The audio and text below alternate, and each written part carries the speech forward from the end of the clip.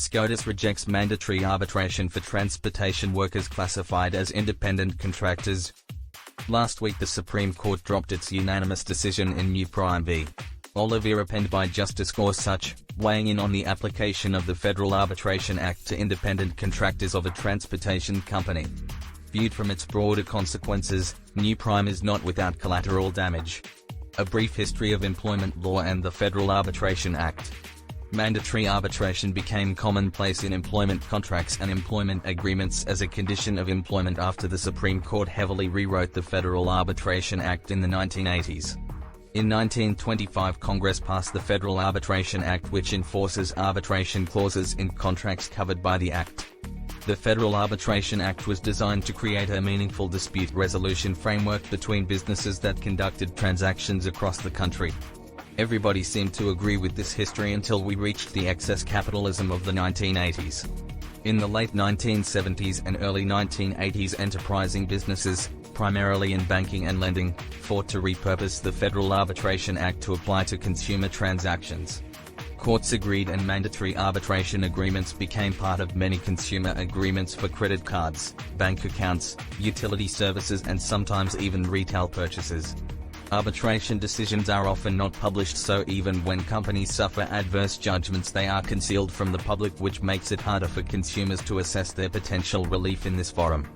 Companies liked arbitration so much that they expanded mandatory arbitration to employment agreements. Employers in the 1980s and 1990s began requiring employees to sign forced arbitration agreements for employee claims under a wide range of employment law and labor law claims. Circuit City v. Adams and the FAA in employment agreements. In 2001 the Supreme Court rendered judgment in Circuit City v. Adams, holding that the FAA applied to employment agreements. Adams applied for a job with Circuit City in which the employment application contained a unilateral agreement to arbitrate all employment claims. The Supreme Court majority took on a tortured reading of the Federal Arbitration Act to reach this conclusion. Within the FAA are two relevant passages. Section 1, nothing herein contained shall apply to contracts of employment of seamen, railroad employees, or any other class of workers engaged in foreign or interstate commerce.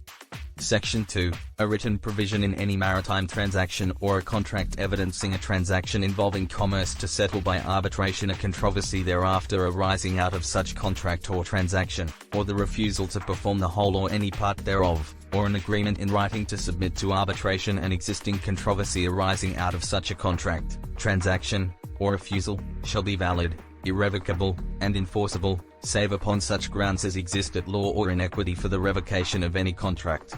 At issue in Circuit City is how expansively Section 1 limits the FAA's application to employment contracts and the extent any employment agreement not exempted by Section 1 falls within Section 2.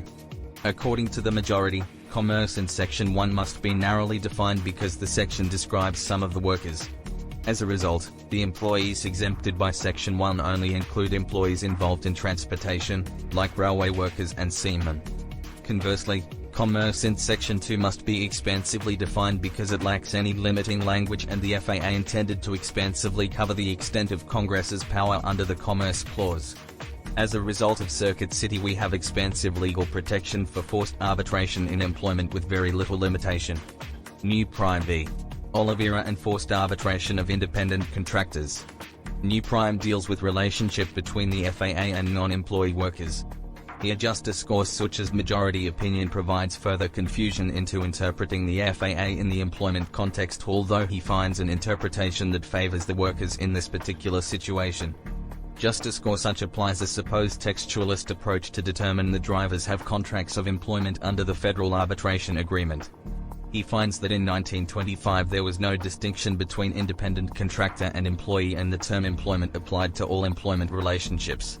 Truck drivers are as well employees like railway workers and sea workers, therefore they are the types of workers covered even among Circuit City's limited scope of Section 1.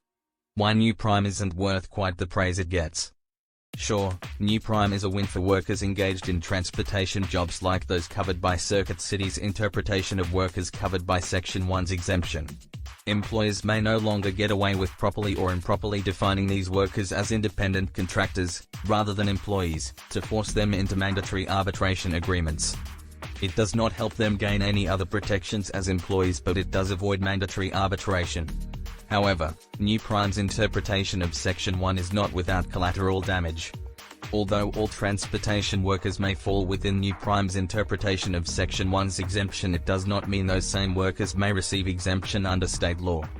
In the end, all these workers may find themselves in mandatory arbitration anyway.